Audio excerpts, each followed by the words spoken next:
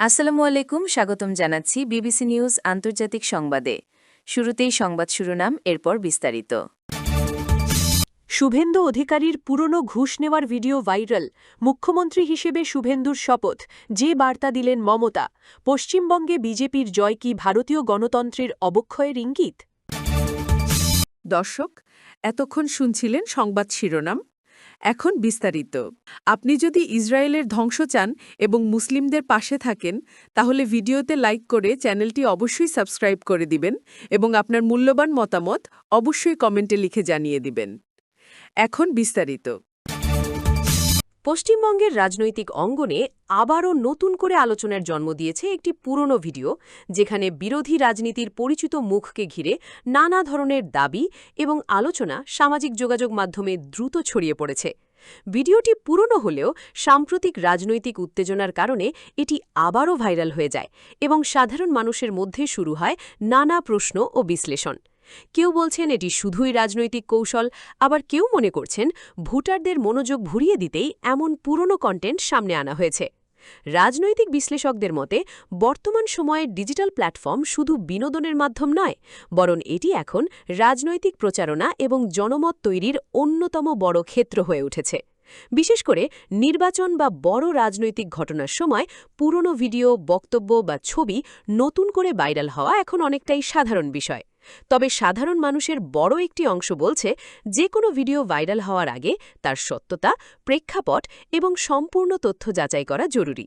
কারণ প্রযুক্তির এই যুগে আংশিক ভিডিও বা সম্পাদিত কন্টেন্ট অনেক সময় বিভ্রান্তিও তৈরি করতে পারে। অন্যদিকে রাজনৈতিক মহলের একাংশ মনে করছে, সামাজিক যোগাযোগ মাধ্যমের প্রভাব এখন এতটাই বেশি যে কোনো ভিডিও কয়েক ঘন্টার মধ্যে লাখো মানুষের কাছে পৌঁছে যেতে পারে এবং সেটি জনমতেও বড় প্রভাব ফেলতে পারে। এদিকে সংবাদ মাধ্যমেও বিষয়টি নিয়ে নানা আলোচনা চলছে। অনেকেই প্রশ্ন তুলছেন, ডিজিটাল যুগে ভাইরাল হওয়া প্রতিটি তথ্য কি বিশ্বাসযোগ্য? আবার কেউ বলছেন, রাজনৈতিক প্রতিদ্বন্দ্বিতার কারণে পুরনো বিষয় সামনে এনে নতুন বিতর্ক তৈরি করা এখন এক ধরনের নিয়মিত কৌশল হয়ে দাঁড়িয়েছে। সাধারণ মানুষের মধ্যেও এ নিয়ে কৌতূহল তৈরি হয়েছে। বিশেষ করে তরুণ প্রজন্ম এখন সামাজিক মাধ্যম থেকেই দ্রুত খবর গ্রহণ করছে এবং তারা সঙ্গে সঙ্গেই নিজেদের মতামতও প্রকাশ করছে। বিশ্লেষকদের মতে আগামী দিনের রাজনৈতিক প্রচারণায় ডিজিটাল মাধ্যমের ভূমিকা আরও বাড়বে, তাই সচেতনভাবে তথ্য যাচাই করাও খুব গুরুত্বপূর্ণ হয়ে উঠছে। এই ঘটনাকে ঘিরে রাজনৈতিক অঙ্গনে উত্তেজনা বাড়লেও সাধারণ মানুষের প্রত্যাশা একটাই, স্বচ্ছতা এবং সত্য তথ্যের উপস্থাপন। পশ্চিমবঙ্গের রাজনৈতিক অঙ্গনে সম্প্রতি সবচেয়ে বেশি আলোচিত বিষয়গুলোর একটি হয়ে উঠেছে মুখ্যমন্ত্রী হিসেবে শপথ গ্রহণ নিয়ে সামাজিক মাধ্যমে ছড়িয়ে পড়া গুঞ্জন এবং সেই প্রসঙ্গের বার্তা ঘিরে তৈরি হওয়া রাজনৈতিক আলোচনা। যদিও বাস্তব রাজনৈতিক সমীকরণ ভিন্ন বাস্তবতার দিকে ইঙ্গিত করে, তবু সামাজিক যোগাযোগ মাধ্যমে বিষয়টি নিয়ে ব্যাপক আগ্রহ দেখা গেছে। রাজনৈতিক বিশ্লেষকদের মতে পশ্চিমবঙ্গের রাজনীতিতে প্রতিটি বক্তব্য এখন অনেক বড় প্রতীকী অর্থ বহন করে। বিশেষ করে বড় রাজনৈতিক ব্যক্তিত্বদের মন্তব্য মুহূর্তের মধ্যেই ভাইরাল হয়ে যায় এবং সেটি নিয়ে শুরু হয় নতুন বিশ্লেষণ। অনেকেই মনে করছেন, সাম্প্রতিক রাজনৈতিক পরিবেশে নেতাদের প্রতিটি বক্তব্যের মাধ্যমে ভবিষ্যতের রাজনৈতিক দিক নির্দেশনা বোঝার চেষ্টা করছেন সাধারণ মানুষ। পশ্চিমবঙ্গে দীর্ঘদিন ধরেই রাজনৈতিক প্রতিদ্বন্দ্বিতা অত্যন্ত প্রাণবন্ত। ফলে রাজনৈতিক ঘটনাগুলো শুধু সংবাদে সীমাবদ্ধ থাকে না, বরং সাধারণ মানুষের চায়ের আড্ডা থেকে শুরু করে সামাজিক যোগাযোগ মাধ্যম সবখানে তা নিয়ে আলোচনা হয়। বিশেষজ্ঞদের মতে বর্তমানে জনগণের প্রত্যাশা শুধু রাজনৈতিক বক্তব্যে সীমাবদ্ধ নয়, বরং মানুষ এখন উন্নয়ন, কর্মসংস্থান, শিক্ষা, স্বাস্থ্যসেবা এবং নাগরিক সুবিধার মতো বাস্তব বিষয়গুলোকেও গুরুত্ব দিচ্ছে। বিশেষ করে তরুণ প্রজন্ম এখন অনলাইনে বিভিন্ন রাজনৈতিক বক্তব্য বিশ্লেষণ করছে এবং তারা তুলনামূলকভাবে তথ্যভিত্তিক আলোচনা বেশি পছন্দ করছে। রাজনৈতিক নেতাদের প্রতিটি বার্তা তাই এখন শুধুই বক্তব্য নয়, বরং সেটি জনমত গঠনের একটি বড় অংশ হয়ে উঠেছে। এদিকে সামাজিক যোগাযোগ মাধ্যমে অনেকেই বলছেন, রাজনৈতিক প্রতিযোগিতা থাকলেও সাধারণ মানুষের মূল চাওয়া হওয়া উচিত শান্তিপূর্ণ পরিবেশ এবং উন্নয়নমূলক কাজ।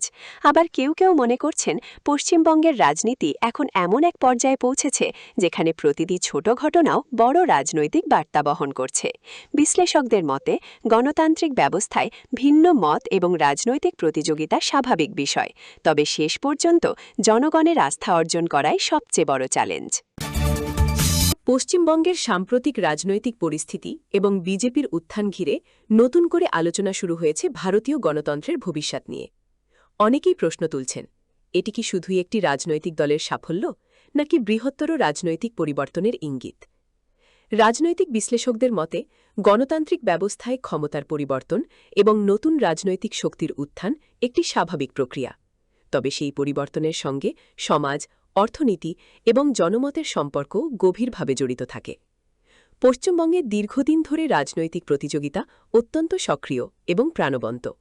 নির্বাচনের সময় সাধারণ মানুষের অংশগ্রহণ, রাজনৈতিক প্রচারণা এবং সামাজিক যোগাযোগ মাধ্যমে আলোচনা সব মিলিয়ে এটি ভারতের অন্যতম আলোচিত রাজনৈতিক অঞ্চল হিসেবে পরিচিত। বিজেপির সাম্প্রতিক সাফল্যকে কেউ দেখছেন বিকল্প রাজনৈতিক শক্তির বিস্তার হিসেবে, আবার কেউ এটিকে আঞ্চলিক রাজনীতির নতুন বাস্তবতা বলেও ব্যাখ্যা করছেন।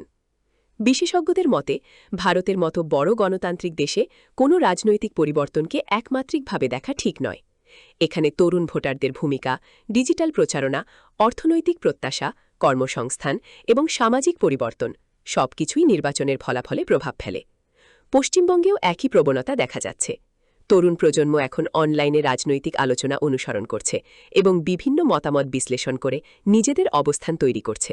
ফলে রাজনৈতিক দলগুলো এখন ডিজিটাল প্ল্যাটফর্মে নিজেদের উপস্থিতি আরও শক্তিশালী করার দিকে মনোযোগ দিচ্ছে। বিশ্লেষকদের মতে গণতন্ত্রের মূল শক্তি হচ্ছে মত প্রকাশের স্বাধীনতা, অংশগ্রহণ এবং শান্তিপূর্ণ রাজনৈতিক প্রতিযোগিতা। তাই যে দলই জয়ী হোক না কেন, সাধারণ মানুষের মূল প্রত্যাশা থাকে উন্নয়ন, স্থিতিশীলতা এবং স্বচ্ছ প্রশাসন। রাজনৈতিক গবেষকরা আরও বলছেন, জনগণের আস্থা ধরে রাখতে হলে শুধু রাজনৈতিক বক্তব্য নয়, বাস্তব কাজও অত্যন্ত গুরুত্বপূর্ণ।